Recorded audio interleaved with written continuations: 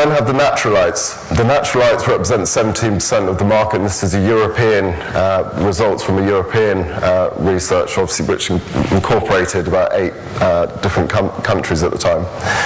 Now, the naturalites are sort of a market, I suppose, which are sort of zealous of their own personal health. They're more interested in personal health issues than the environmental health issues, and so therefore their environmental behaviour attitude isn't necessarily driven by their motives for planetary health, but more to do with their personal health.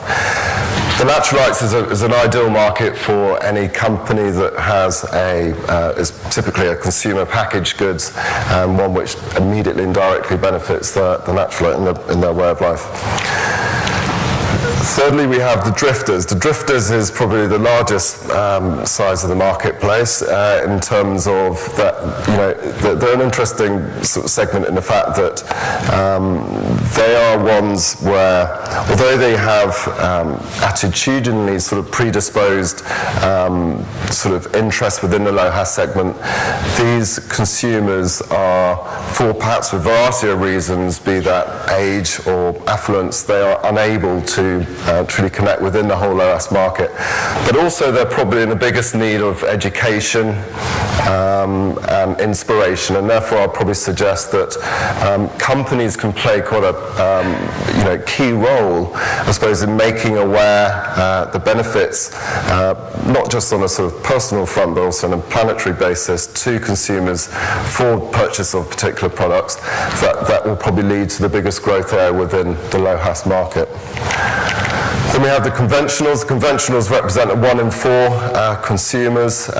These people are, I suppose, driven by more practical motivations, typically sort of motivated by sort of saving money. They are equally also driven by sort of issues that are related to their community, be that perhaps a more sort of bigger issues such as recycling.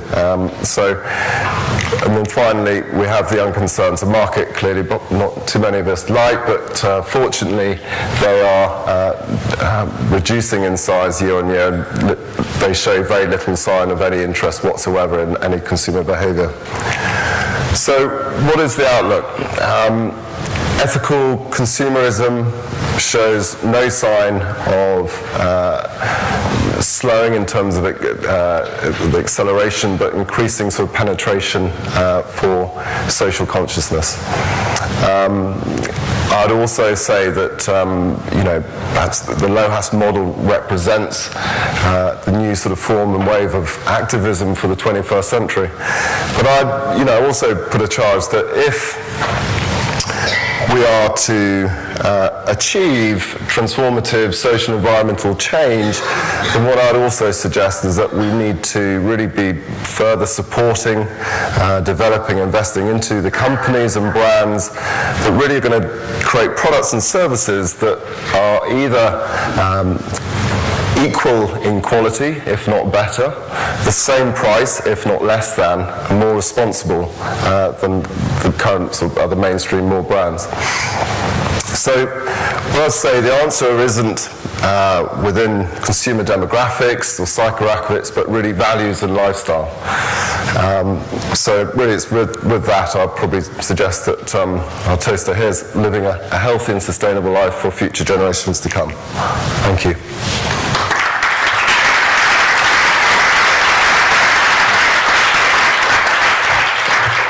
Stand up for John and ask for any questions for Andrew.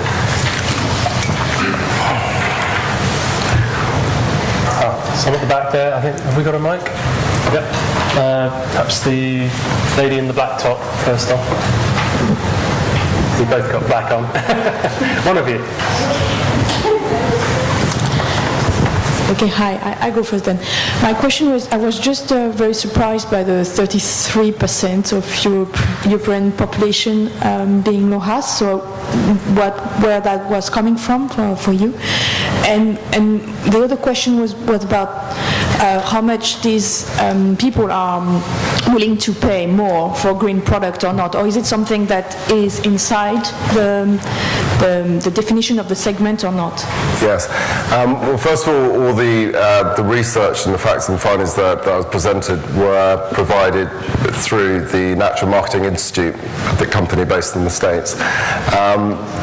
That really, the information I was demonstrating there was also, as a result, looking at the facts and the findings from European research, which I believe is perhaps a couple of years out of date, but they're currently looking at developing some more up-to-date information on that. But the research demonstrates that at the moment, the LOHAS consumer is 20% of them.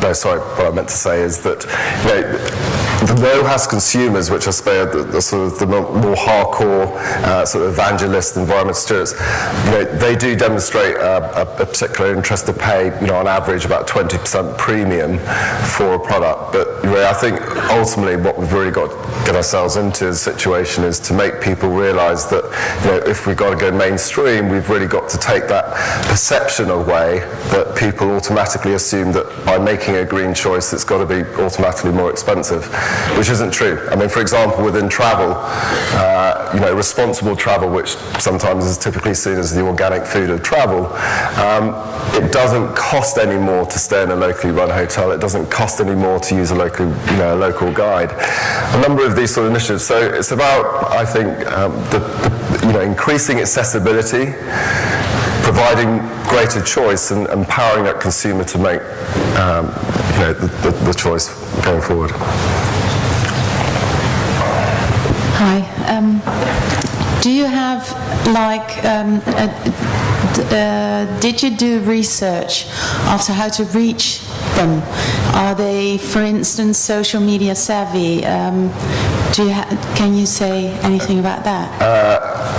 I can't say anything in detail right at this stage, but I am aware that, as Diana pointed out earlier, that they are, depending on which sort of group, consumer segment you're looking at, but yes, increasingly media, social media are playing an increasingly important part in terms of the whole delivery of that message and engagement with the consumer. I believe NMI actually, as part of their research, have been through quite detailed in terms of actually looking at and identifying where and how the consumers, this LOHAS consumer, actually engages and what media they use and what capacity. So certainly, if we have a word afterwards, I can certainly help provide information. Yeah.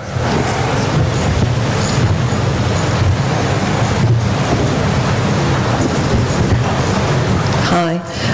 I think you're saying that the LOHAS sector is increasing year by year. How does that square with the feeling that consumers are getting bored with or sceptical of the green message, and particularly the denialists and their message about East Anglia emails and whatever being so powerful in the media? Yeah. Well, I think the LOHAS market doesn't necessarily just cover people who are just purely driven by environmental needs. The LOHAS market is as much motivated and inspired to purchase based on their values across the board and all aspects of their life, be that for their own personal wellness or for their friends and their family. So I'd say that the sort of, perhaps in recent times, this perhaps disengagement of consumers with the issues of green and that aspect, actually offers an opportunity for LOHAS and LOHAS-related companies to really provide a greater a platform from within which companies can greater work together, more collaborative than perhaps what has been up until now. So I'm positive that LOHAS is overall it's a wider audience. It incorporates the issues of wellness as well as obviously environmental responsibility, and I think people will become, as I mentioned earlier, as they become more inward. And actually, I think the recent economic climate actually has been really beneficial for companies in this space, because I think people are now becoming a lot more inward and understanding and conscious about their purchase behaviour.